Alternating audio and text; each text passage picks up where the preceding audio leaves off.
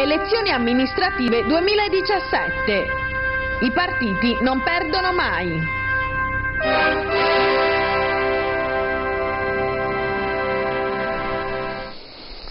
E allora, passata quasi una settimana dai ballottaggi, i risultati sono noti, si sono susseguiti vari commenti, uno dei temi sicuramente che più tiene banco è quello innanzitutto delle coalizioni, perché in alcuni casi sono rinate delle coalizioni che non c'erano, altre si sono formate di nuovo, insomma c'è un po' di movimento che ovviamente è motivato anche dal fatto che se non si va al voto anticipato si voterà l'anno prossimo. Sta di fatto che finita questa campagna elettorale siamo già pronti per iniziarne un'altra. E allora, prima di entrare nel merito dei commenti, sentiamo come ha commentato l'esito di queste elezioni Massimo D'Alema. Sentiamo. Pare che si tratta di una chiara vittoria del centrodestra, una sconfitta del centrosinistra particolarmente dolorosa in città dove c'era una più radicata tradizione di sinistra. È evidente che una parte dell'elettorato tradizionale della sinistra non ha votato per il centro-sinistra. Tra l'altro il crollo dei votanti è lì a testimoniare di una sorta di sciopero del voto, diciamo. Il problema vero è che non è sufficiente fare il centro-sinistra se non c'è una seria riflessione critica sulle politiche seguite nel corso di questi anni.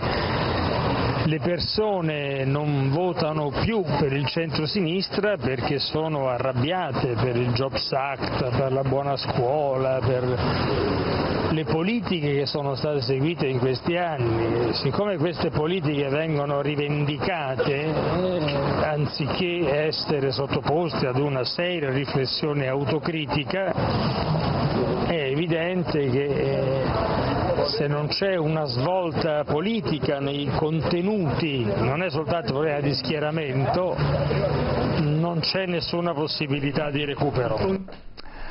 Allora, Bisato, inizierei da lei perché sicuramente insomma, è il partito che in questo caso appunto viene tirato in ballo da lei, ma in alcuni casi avete fatto appunto la coalizione tra l'altro con i democratici progressisti con risultati più o meno soddisfacenti, ma D'Alema è critico.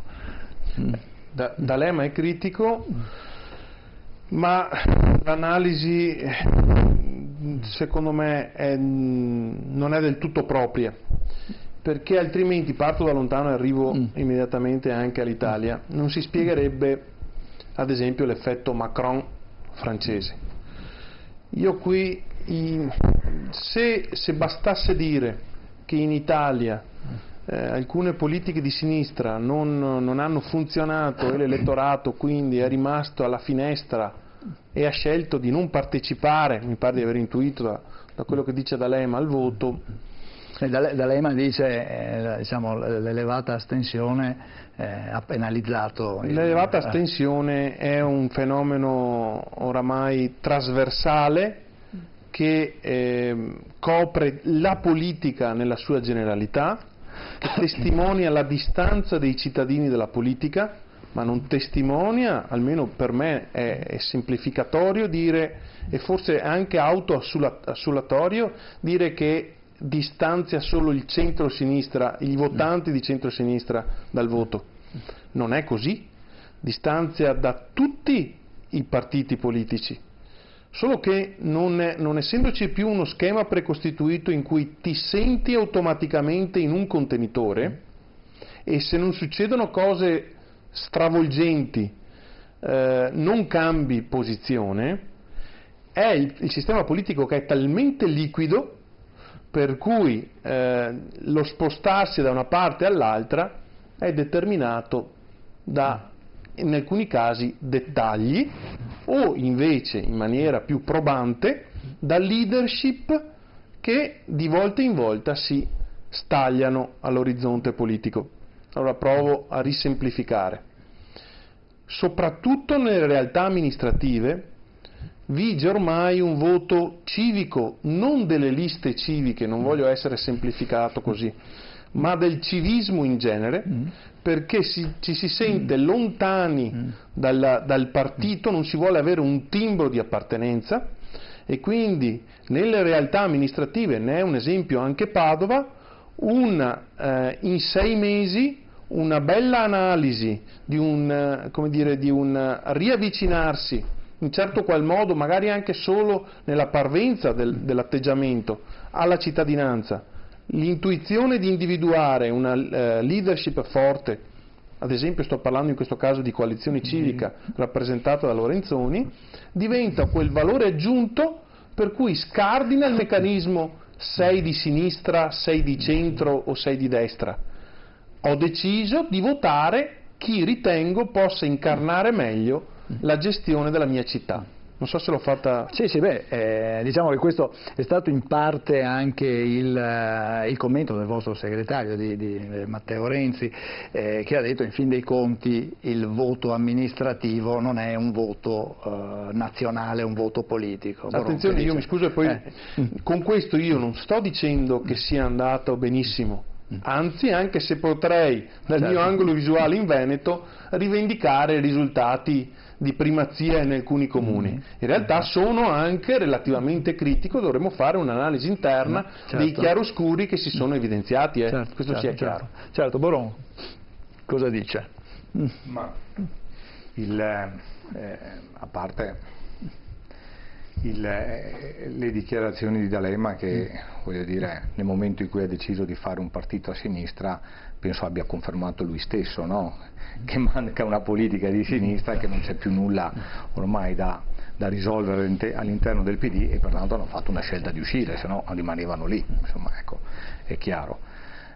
Poi per quello che è successo nelle ultime amministrative, il disegno generale è abbastanza chiaro, insomma, perché quando ci sono comuni come Sesto San Giovanni, come l'Aquila, come Genova, come La Spezia,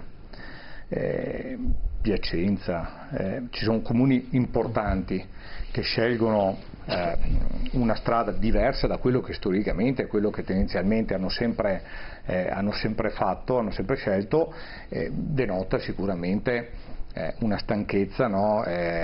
Di alcune amministrazioni, in particolar modo io credo abbia una valenza invece nazionale, perché poi alla fine è un messaggio politico. Adesso io non sono in quelle città per dire se quei sindaci avevano fatto bene o avevano fatto male, però io credo che abbia influito molto il fattore politico a livello nazionale, e quindi la scelta di cambiare rotta per dare un messaggio chiaro a quello che è il governo nazionale, che ormai si protrae da qualche anno. Altra cosa, visto che è stato già detto, è quello che è successo in Veneto. Insomma, in Veneto è chiaro, è lampante a tutti in maniera molto, molto semplice. Io non ho mai creduto alla questione civica, cioè secondo me è la maschera di carnevale, è vero, no? Confondere la propria identità, il carnevale è proprio quello, una maschera per confondere la propria identità. Sotto tutti hanno un'appartenenza, hanno un'idea, hanno un pensiero, hanno un modo di vedere la politica, hanno un modo di vedere le scelte politiche e le scelte amministrative di una città.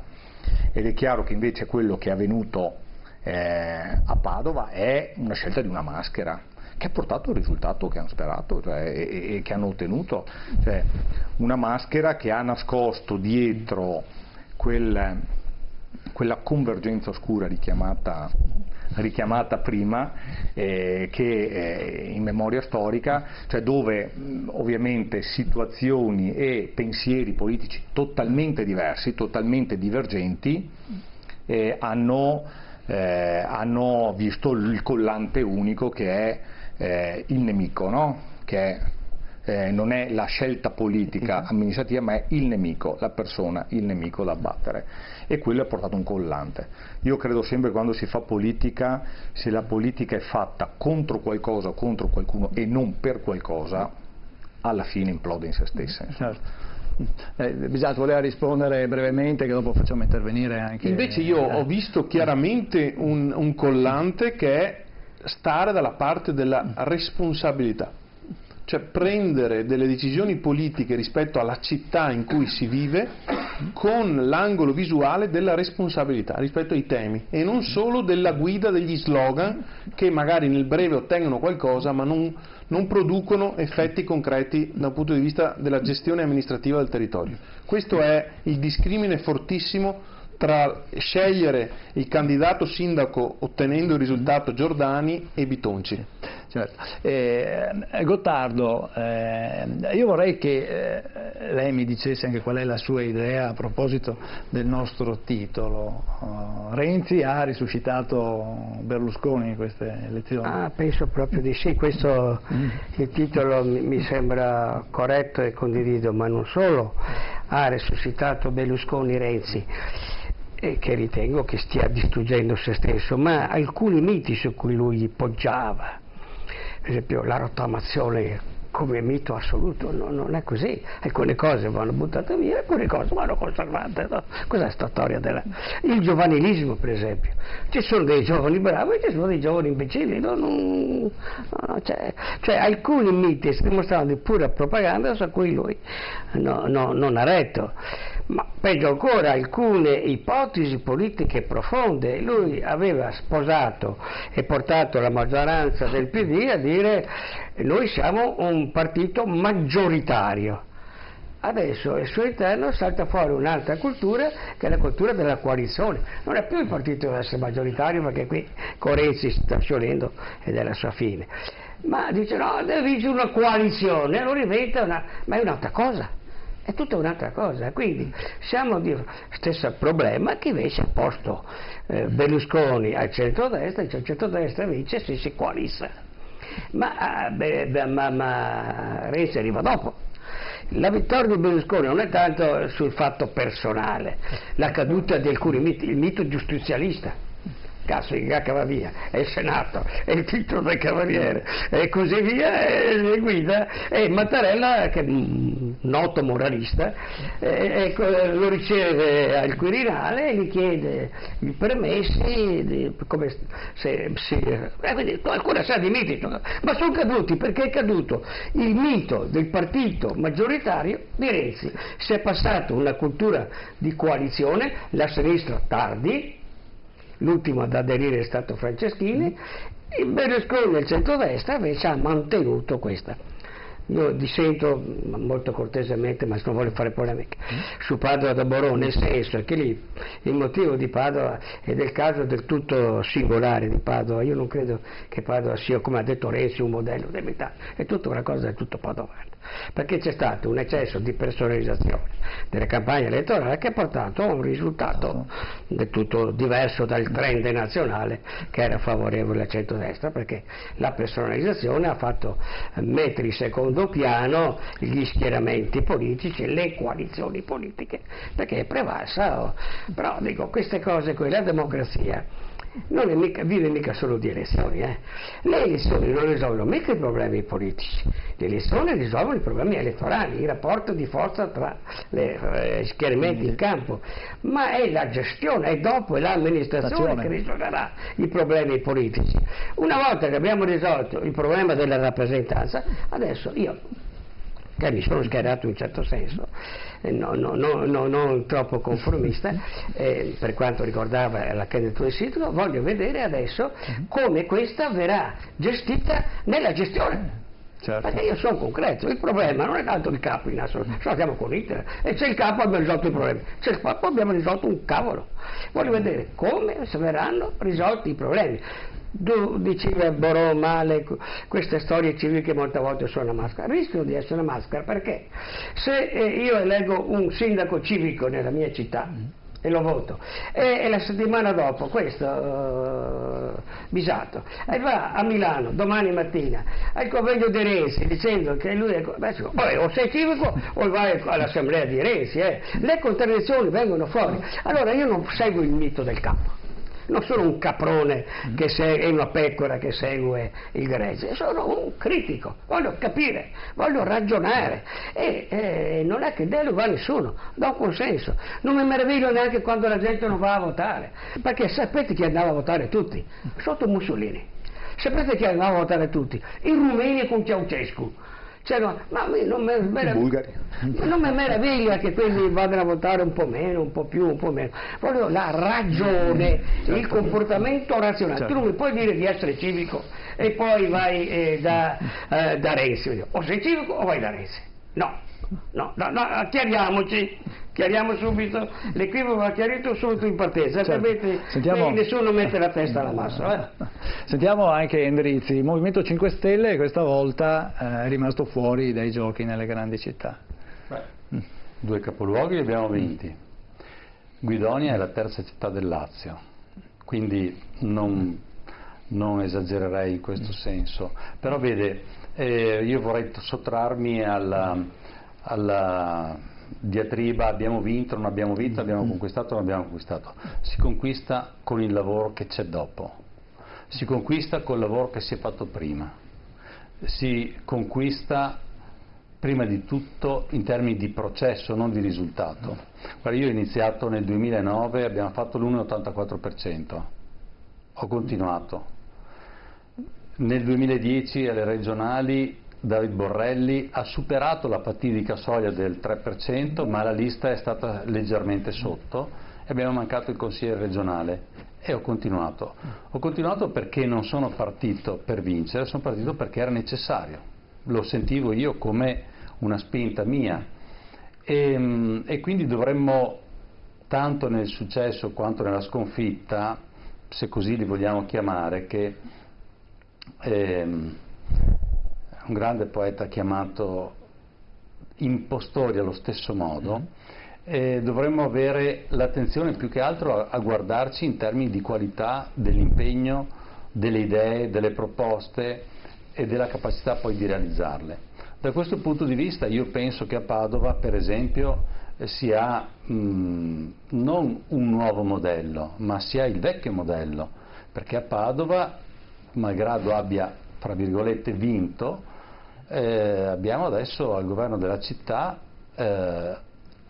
una rappresentazione, direi addirittura amplificata del PD, con due correnti interne, una di sinistra e una chiaramente di centro, e vorrò vederle all'atto pratico nel portare avanti i programmi che per certi versi erano molto vicini ai nostri, quindi non faranno fatica, non saremmo noi a mettere i bastoni tra le ruote nella difesa del verde, nel migliorare la qualità dell'aria, nel promuovere una città più vivibile e di miglior qualità per i cittadini. Forse saremmo in disaccordo sulla ricetta per l'ospedale, perché lì è antistorica e antiscientifica, però non c'era bisogno nemmeno di una grossa opposizione da parte nostra, perché penso che l'evidenza porterà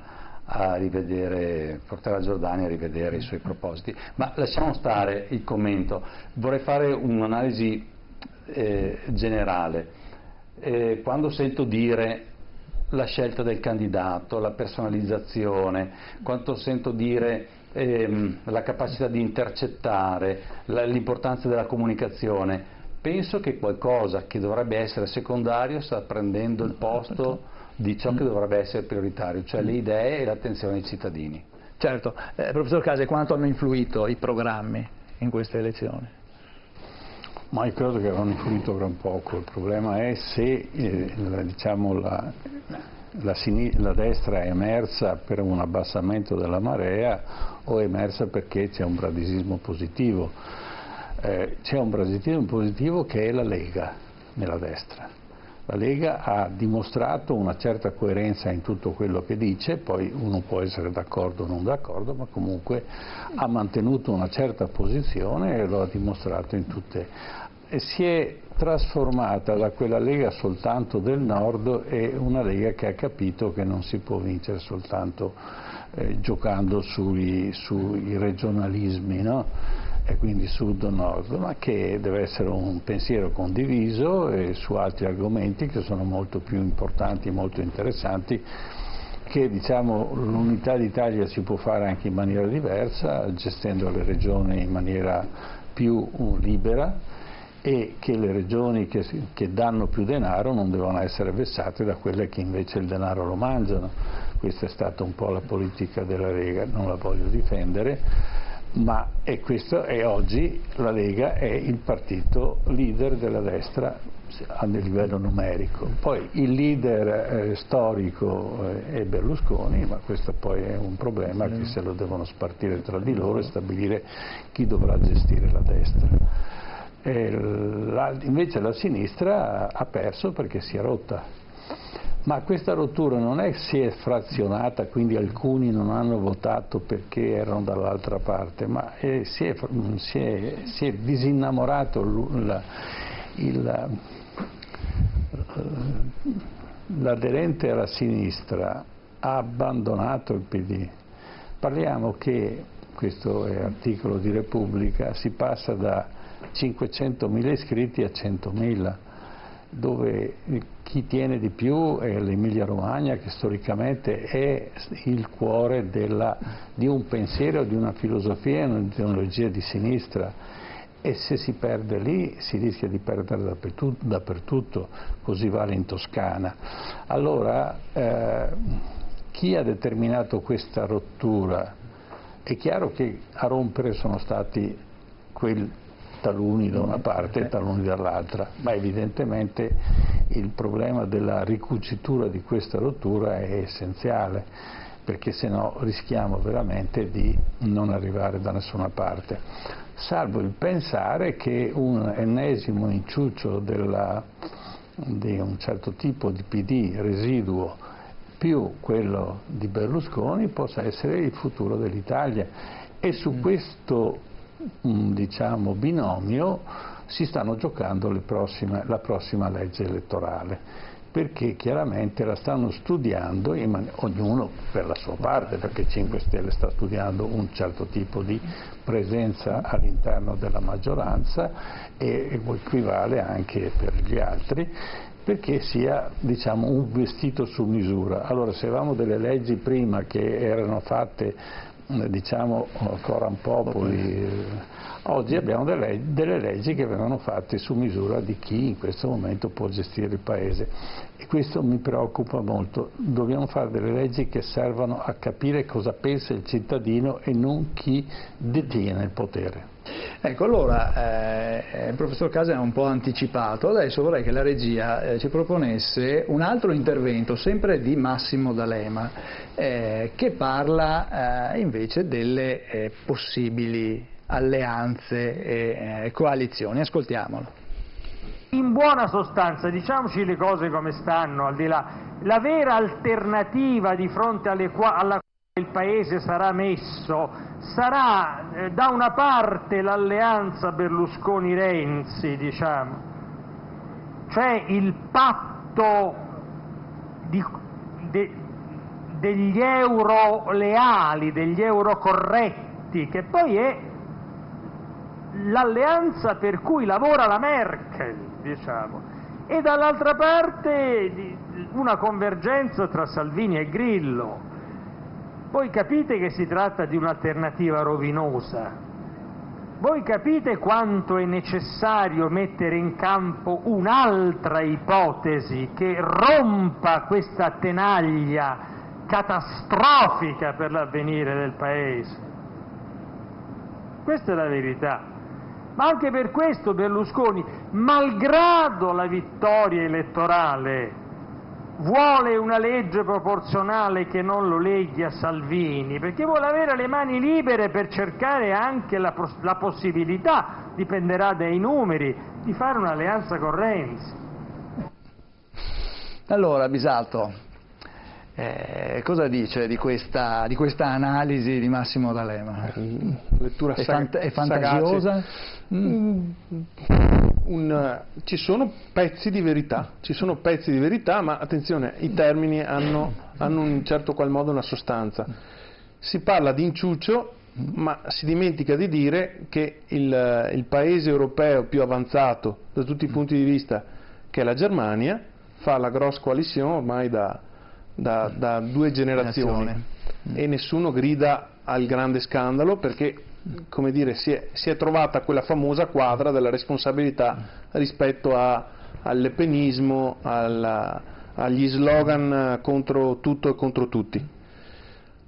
Io da centro-sinistra mi auguro che dentro le urne il centro-sinistra riuscirà ad avere un risultato elettorale che gli possa permettere di governare da solo, ma altrimenti in un sistema che continua ad essere parlamentare, per cui il Presidente della Repubblica dà l'incarico per costituire un governo e trovare poi la maggioranza in Parlamento, che lo si voglia o che non lo si voglia, o si va alla pazzia della Spagna, per cui non si fa per tempo immemore un governo, oppure le forze politiche che ritengono di essere più responsabili probabilmente trovano una quadra. Io non mi sto né augurando né prefigurando quello.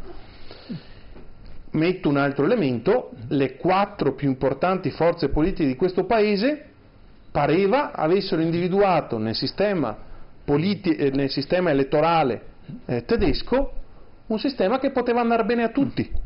Ma poi cos'è che succede? Succede che il giorno dopo il Movimento 5 Stelle si accorge che la base non è del tutto d'accordo e fa un'inversione a U che assomiglia a tornare sui propri passi. Cioè, questo altrettanto va detto, perché altrimenti, cioè, se va detto perché dovete fare propaganda. Ma no, ma non è propaganda, no, è la dura realtà, senatore, nel senso che provo a chiudere, è la durissima realtà. Cioè, se noi lei prima, io ho apprezzato, parla della democrazia, tutti parliamo della democrazia, ma il vostro movimento, cioè, noi abbiamo le nostre difficoltà, abbiamo pur sempre portato 1.800.000 persone a scegliere se era bene avere un segretario o averne un altro. E non volete le preferenze, e volete i capilista bloccati, e volete segretari di partito che decidono chi deve essere eletto, senatore, anziché i cittadini. Voi fate delle primarie facendo votare i cinesi e mi viene a dare le lezioni. Portate le vostre parlamentari a votare le vostre primarie e poi quando questi svelano il giochino li fate pure spendere, ma dai, con 150 voti si va in Parlamento per con favore, le vostre parlamentarie. Per favore. Cioè, guardiamo i dati, perché altrimenti siamo fuori dalla realtà, e in più ce n'è uno che comanda per tutti. Ce n'è uno che comanda per tutti. Vedi il caso di Genova, quando non gli va bene il candidato non si cambia il giorno dopo. Le epurazioni del PD altro che note dei lunghi coltelli. Comunque parliamo della legge elettorale, se vuole. Adesso ci arriviamo come era ultimo. la sintesi delle 4 forze politiche maggiori o no? Era la sintesi? Abbiamo sempre detto, ci siamo riempiti. Se non me lo lascia finire. Se mi fa una domanda io lascio che lei parli, risponderò. Benissimo. Stavo dicendo prima, ci riempiamo la bocca in grandi dibattiti che le regole, la dimensione del campo dovremmo deciderla tutti assieme. Io quella legge là non è che proprio come dire, sprizzassi gioia a tutti i pori, perché come ha giustamente detto il senatore Gottardo prima, era tutto sommato anche un'inversione rispetto a quello che noi da anni diciamo alla nostra gente, che bisogna trovare una maggioranza, che deve essere in grado di governare. Lì si tornava a un sistema parlamentare ancora più rigido, proporzionale, ma era pur sempre la quadra di tutte le forze politiche che coprivano almeno il 70% dell'arco costituzionale. Non si è trovata la quadra, benissimo, aspettiamo 6 mesi, bisognerà pur ritoccare queste 2 leggi elettorali che sono uscite dalla Corte Costituzionale, perché non riusciamo mai a trovare tutti assieme qualcosa che ci tenga assieme. Certo, che era quello tra l'altro che si aspettavano gli italiani dopo l'elezione di Renzi. Va a capire cosa si aspettano gli italiani, perché ognuno... Allora, volevo introdurre Boron e volevo un commento a quello che... Adesso si capisce anche... un attimo solo che introduciamo anche Boron in un commento all'analisi di D'Alema di prima. A parte che l'ho sentito fare un discorso del genere molti anni fa e invitò Bossi a mangiare la scatola di sardine, no? Poi me lo ricordo. Quindi D'Alema, che è molto scaltro e molto furbo, pensa già, no, a come ovviamente spaccare la possibilità di due schieramenti, che poi è un po' anche difficile, perché quando si prefigura una possibile alleanza fra Lega e Movimento 5 Stelle, il problema è che io sono dell'idea che le alleanze vanno fatte su accordi programmatici e non sul nemico numero uno, il nemico pubblico, il nemico comune, no? Ecco. E quindi nel momento in cui lo fai su basi programmatiche, ti scontri su quelle cose che è l'immigrazione clandestina, che è il reddito di cittadinanza, che ci sono cose che noi ovviamente non siamo minimamente d'accordo, e pertanto ti trovi appunto a capo. La realtà dei fatti è che dove c'è stata un'alleanza fra la Lega e diciamo quella parte di Forza Italia che è un po' diciamo fuori dallo schema generale berlusconiano, ecco, mettiamolo così, ha portato a casa ottimi risultati, ha portato a casa vittorie, dove non c'è stato, guardi, io sono, proprio per tornare, io sono rimasto basito, ma l'avevo detto ovviamente nei luoghi dove si parla, quando qualche giorno prima Berlusconi fa un videomessaggio a Verona e richiama al voto tutti i moderati, Forza Italia, per il candidato sindaco Sboarina, e la prima domanda che mi sono fatto, ho detto: e perché non l'ha fatto per Padova? Quindi la prima cosa, quindi capisce che c'è qualcosa, no, insomma, da ragionare, da capire, anzi forse l'ho capito in anticipo, però da capire, da ragionare e poi da mettere sul tavolo, perché le alleanze vanno fatte sui programmi e quando vanno fatte vanno rispettate, non è che poi il giorno dopo torna di convenienza qualcos'altro. Su quello che invece è il sistema di voto e come deve essere fatto, io sono totalmente in disaccordo sul fatto di dire in Germania vanno avanti da tanti anni a fare le grandi convergenze. Io ricordo che io non sono tedesco, io sono un veneto e vivo in Italia, non sono un tedesco, e pertanto penso di ragionare in modo diverso e vorrei ragionare in modo diverso anche da quello che è la storia tedesca, no?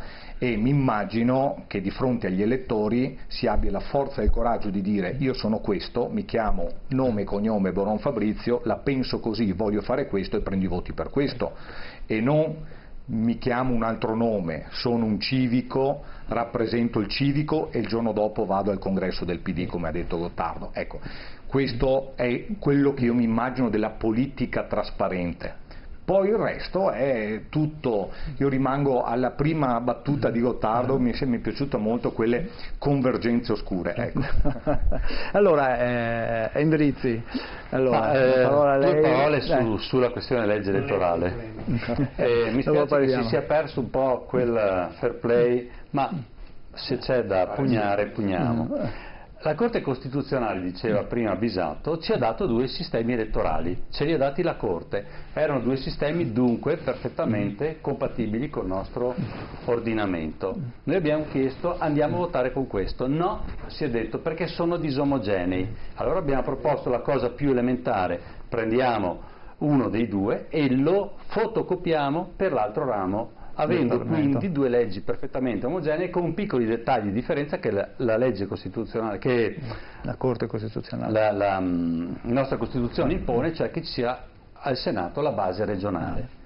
Si poteva fare e l'abbiamo fatto in poche ore, abbiamo depositato il disegno di legge, non è stato accettato. Bene, arriva dopo una serie di diatribe nelle altre forze politiche, chi propone una cosa e chi ne propone un'altra. Io ho contato 11 proposte provenienti dal Partito Democratico, arrivano Berlusconi e Renzi a parlare di modello tedesco, ci fanno una proposta, noi ci pensiamo e mettiamo in votazione tra i nostri iscritti questo quesito: volete sapendo che non è la nostra legge, sapendo che non è quella ideale, volete un modello tedesco per superare questa impasse, per dare almeno dopo 3 votazioni una legge costituzionale italiana?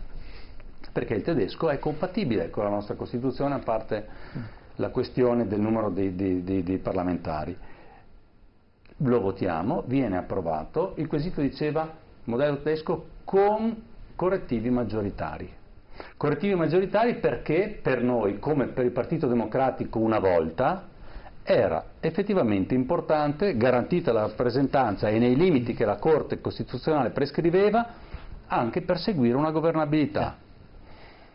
Bene, il giorno dopo Fiano deposita un emendamento che non è il tedesco, un pasticcio incredibile che non io, ma un giornale nazionale ha definito il Merdinellum. Scusate se esprimo in questo modo la critica, ma era veramente un sistema concepito ad arte a vantaggio delle segreterie di partito, che non restituiva il potere e la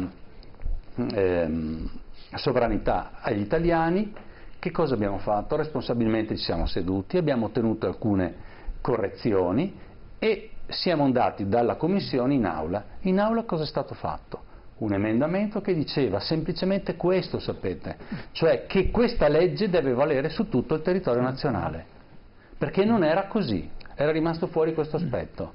E su una legge che toglieva all'SVP, alla Südtiroler Volkspartei, la possibilità di fare man bassa dei seggi in Parlamento per quanto riguarda la sua provincia, su questa è caduta la legge elettorale. Tant'è vero che lo stesso Renzi poi disse: il Movimento 5 Stelle non rispetta autonomie, ma noi siamo fedeli all'SVP. Ma l'SVP non è un'autonomia, non è una minoranza linguistica, è un partito, è un'organizzazione di diritto privato, è un partito. Questo ci dimostra che i valori vengono subordinati agli interessi di coalizione, agli interessi di bottega, e che quindi è importante prendere o conservare il potere più che amministrarlo a vantaggio dei cittadini.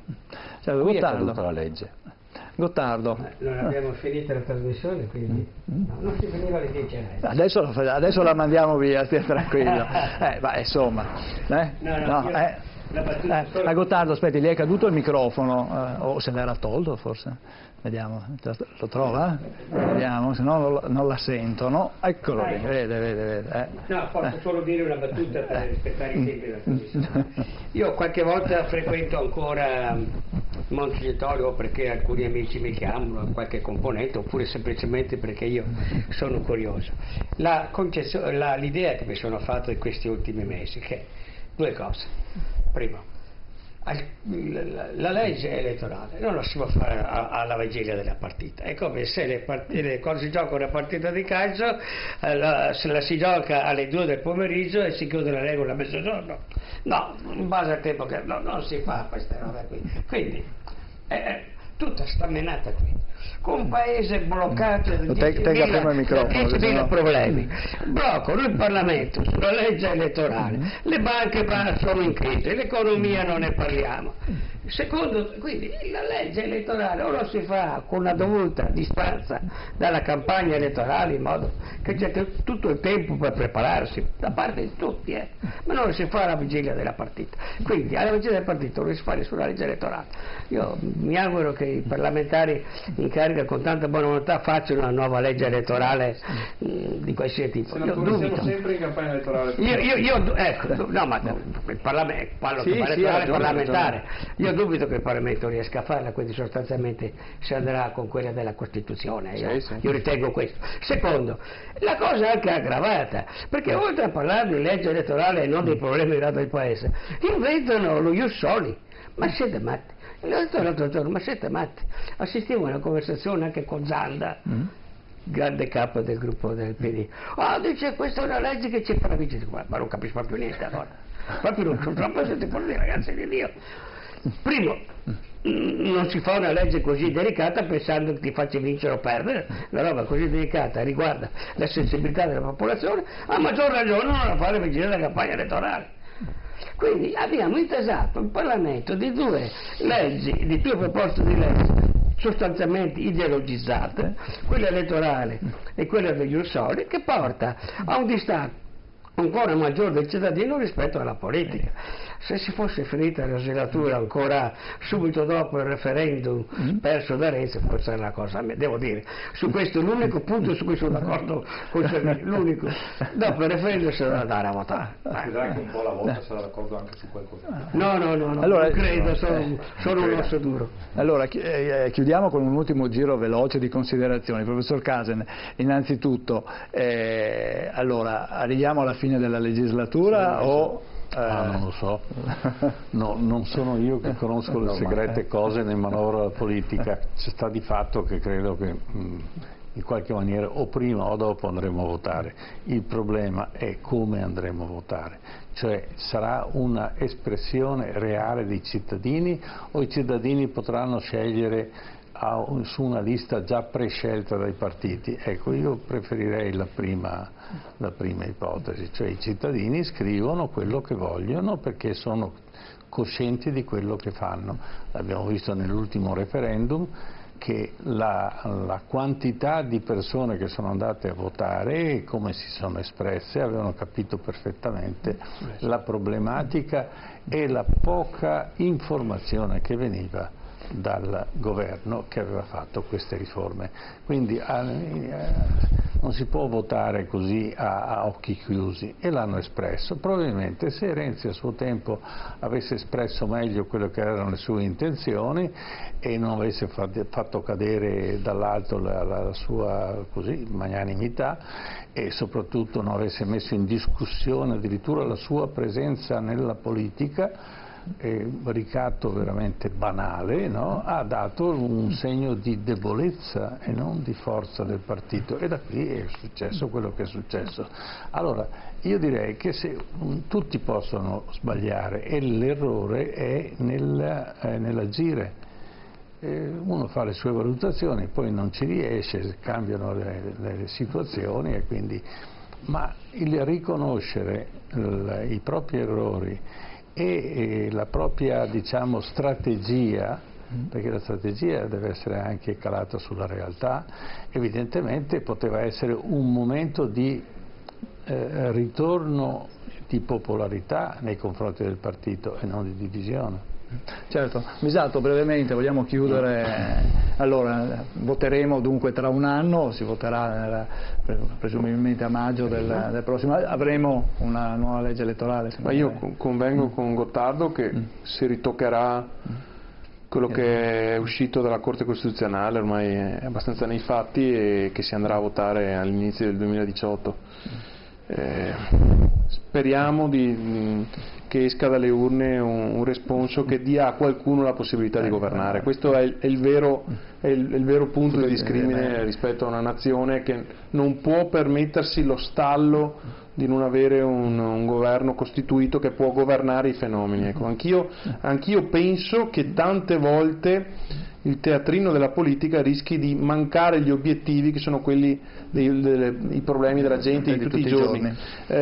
Chiudo velocemente, e che si rincorra tante volte su costruzioni mediatiche dei problemi, quando in realtà anche il governo in carica non sa portare innanzi le cose che sta facendo, che ne sta facendo tante magari anche, ma non... nella percezione non passano. Come? Ha salvato le nostre mani. Vabbè, questo è un altro capitolo. Borone, bisogna capire cosa hanno salvato. Io, a parte che viviamo ormai 5 anni di governo che non è sicuramente l'esito elettivo, no?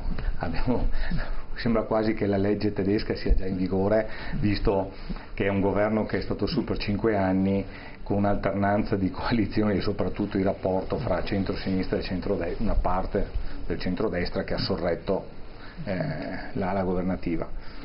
Andremo a votare, voglio dire, i cittadini sono persone che insomma hanno sempre dato prova di saper scegliere, poi alla fine decideranno cosa fare e chi mandare al governo. Io ritengo che la cosa migliore è sempre quella, purtroppo amaramente, ma sarebbe giusto che ci fosse una legge elettorale così, che fin dall'inizio si sa chi si candida, il nome e cognomi chi si candida, che programma e che progetto porta avanti, che sia città, sia regione, sia lo Stato, a tutti i livelli, e che alla fine uno, quando ha deciso e ha scelto un cittadino e i cittadini proprio hanno scelto quella parte, sanno chi c'è veramente e chi governa veramente.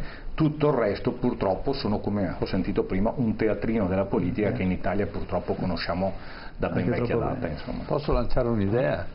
Perché non fanno le primarie sui candidati invece che sul segretario del partito? Sa, professore, mi permetto solo, perché prima si parlava giustamente dei nominati. Allora, parliamoci chiaro, per chi conosce come funziona un partito e la politica.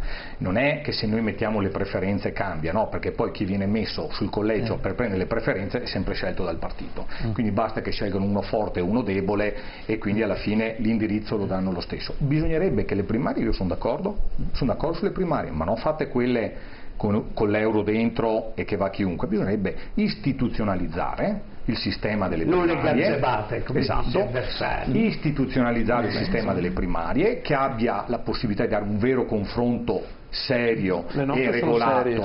Sono serie. Adesso è volontario, uno può darle? Sì, volontario, però no? Sai, quando fai un gazebo che metti 1 euro, 2 euro, va a votare il cinese, come si diceva prima. Ma adesso non sperimentiamo il discorso del cinese, strumentalizziamo, sono dati di fatto.